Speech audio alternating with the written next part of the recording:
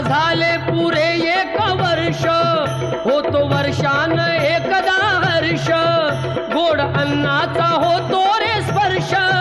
घ्यावा संसाराचा परामर्श, पुऱ्या वर्षाची साऱ्या दुःखाची वाचावी कशी मी गाथा, बाप्पा मोरया रे, बाप्पा मोरया रे,